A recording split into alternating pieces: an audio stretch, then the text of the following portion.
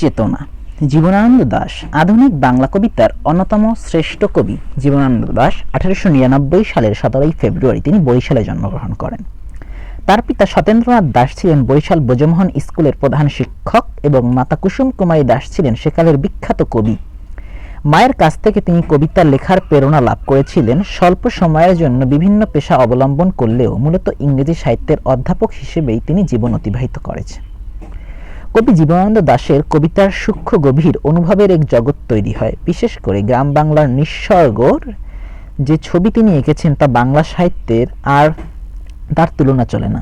তিনি নিঃস্বর্গের সঙ্গে অনুভব বোধের বহুতার মাত্রা যুক্ত হয়ে তা হতে অনন্য সাধারণ কবিতা শিল্প রচিত হয়েছে। তিনি অসাধারণ কাব্য সৃষ্টিকে রবীন্দ্রনাথ ঠাকুর চিত্র উপময় বলে আখ্যায়িত করেছেন। তো জীবনানন্দ দাশের কাব্যর যে ধারা, কাব্যর যে ধরন, তাকে চিত্ররূপময় বলে আখ্যায়িত করেছে কে? রবীন্দ্রনাথ ঠাকুর চিত্ররূপময় বলে আখ্যায়িত করেছে। এছাড়া ব্যক্তি মানুষের নিঃসঙ্গতা, আধুনিক জীবনের বিচিত্র যন্ত্রণা এবং হাহাকার সর্বোপরি জীবন এবং জগতের রহস্য মহত্ব সন্ধানে তিনি এক অপ্রতিম কবি ভাষা সৃষ্টি করেছেন। বুদ্ধদেব বসু তাকে আখ্যায়িত করেছেন নির্জনতম কবি বলে। তো বুদ্ধদেব বসু জীবনানন্দ দাশকে কি বলেছেন? নির্জনতম কবি। উপমা, চিত্রকল্প, প্রাকৃতিক সৃজন, আলো আধার, নিঃস্বর্গীয় বিষয় কবি বাঙালির জাতিসত্তা বিকাশের আন্দোলনে 1971-এর মুক্তিযুদ্ধে বাংলাদেশের সংগ্রামী জনতাকে তীব্রভাবে অনুপ্রাণিত করেছিল।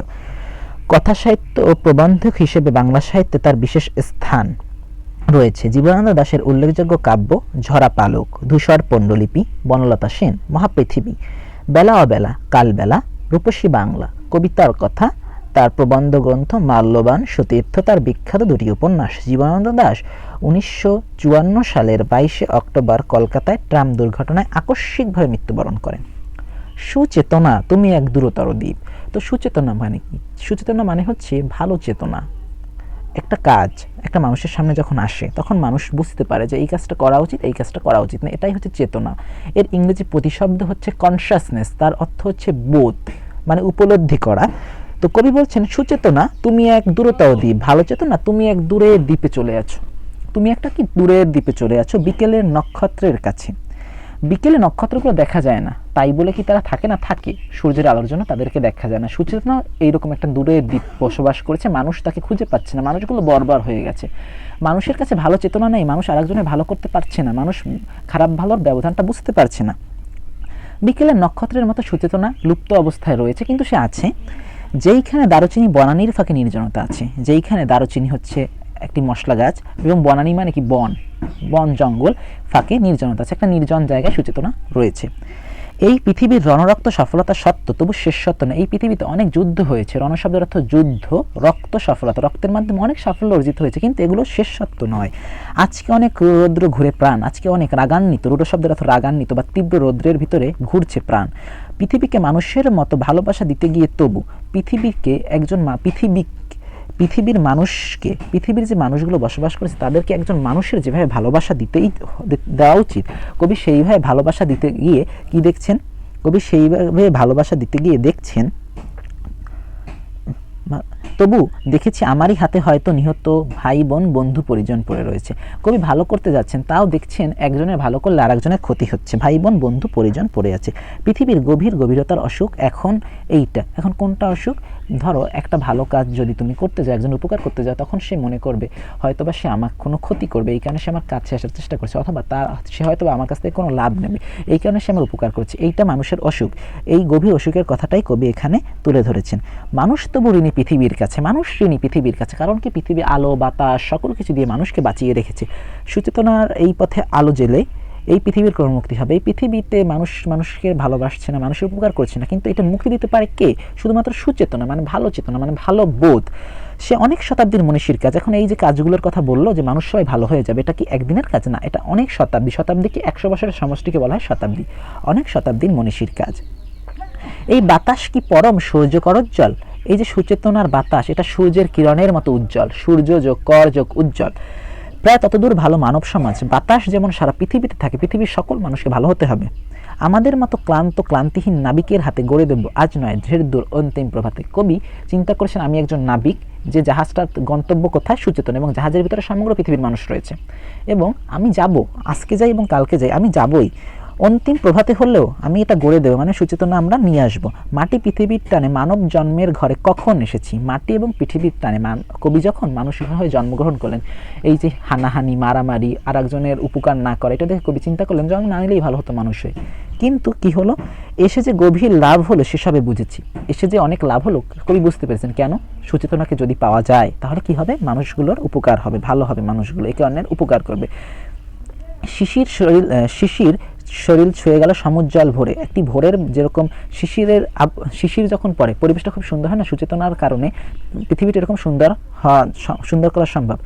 দেখেছি যা হলে হবার না, মানুষ তা হবার নয়। দেখেছি যা হলে হবে, মানুষ যা হবার নয়। কিন্তু এই সচেতনা সবাই গ্রহণ করতে চায় না, অনেকেই চায় এই সচেতনতাকে প্রতিরোধ করতে, নাহলে তাদের স্বার্থ কী হবে, নষ্ট হবে। শাশ্বত রাত্রির বুকে সকলে অন্তিম সূর্যোদয়। মানুষ ঘোর অন্ধকার নিপতিত, মানুষের মাঝে আজ সচেতন নেই, কিন্তু অন্ধকার যত ঘনীভূত হয় আরও তত কাছাকাছি আছে, সূর্যোদয় তত কাছাকাছি আসে। মানুষগুলো যেহেতু বর্বরতার চরম সীমায় দিকে ধাবিত হচ্ছে, সচেতনা খুবই নিকটবর্তী হচ্ছে।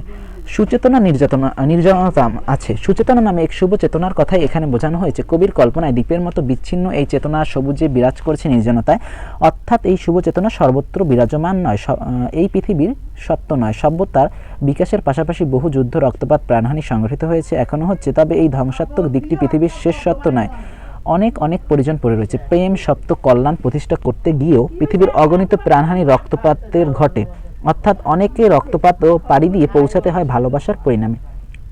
এই পথে আলো জ্বলে ক্রমমুক্তি হবে। পৃথিবীব্যাপী গভীর অসুখ বা বিপর্যয় থেকে মুক্তি পেতে শুভ চেতনার, ইতিবাচক চেতনা, আলো প্রজ্বলনের মাধ্যমে সকল বিপর্যয় থেকে পৃথিবীর মানুষের মুক্তি ঘটবে।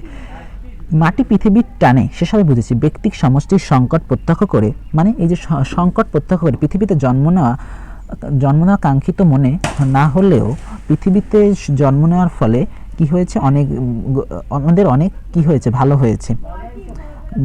ব্যক্তিক বা ও সমষ্টির সংকট প্রত্যক্ষ করে পৃথিবীতে মানবরূপে জন্ম না নেওয়াকে আপাতভাবে কাঙ্ক্ষিত মনে হলেও এই পৃথিবীর শুভ চেতনায় থেকে প্রাপ্তিবোধী শেখাবুদ্ধি তাদের গভীরভাবে প্রণীত ও ঋণী করে।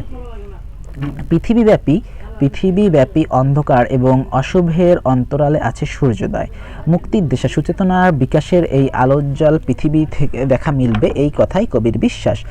সুচেতনা কবিতাটি জীবনানন্দ দাশের বনলতা সেন 1942 কাব্যগ্রন্থ থেকে সংকলিত। কোন কাব্যগ্রন্থ হতে সংকলিত? বনলতা সেন কাব্য হতে সংকলিত। সুচেতনা জীবনানন্দ দাশের অন্যতম শ্রেষ্ঠ কবিতা। এই কবিতায় সুচেতনা সম্বন্ধে কবির প্রার্থিত আরাধ্য এক চেতনানিহিত বিশ্বাসে শিল্পায়িত করেছে। কবি বিশ্বাস মতে সুচেতনা দূরতম দ্বীপ সদৃশ একটি ধারণা, পৃথিবীর নির্জনতায় যুদ্ধ রক্তের নিঃশেষিত নয়। চেতনাগত এই সত্তা বর্তমান পৃথিবীর গভীর ব্যাধিকে অতিক্রম করে সুস্থ ইহলৌকিক মানুষের জীবনময় করে রাখে। জীবন মুক্তির এই চেতনাগত সত্য পৃথিবীর ক্রমমুক্তির আলোকে প্রজ্বলিত রাখবে, মানব সমাজের অগ্রযাত্রা নিশ্চিত করবে। শাশ্বত রাত্রির বুকে অনন্ত সূর্যোদয়কে প্রকাশিত করবে। তো কবির ইচ্ছা হচ্ছে সুচেতনার মাধ্যমে সকল ধরনের অন্যায়, অবিচার, অন্ধকার সমাজ থেকে দূরে যাবে, মানুষ সুন্দর শোভন হয়ে বসবাস করবে, একটি সুন্দর পৃথিবী আমরা গড়ে তুলব। সুচেতনার কবিতাটি কোন কাব্যগ্রন্থ থেকে সংকলিত? বনলতা সেন 1942 সালে সংকলিত।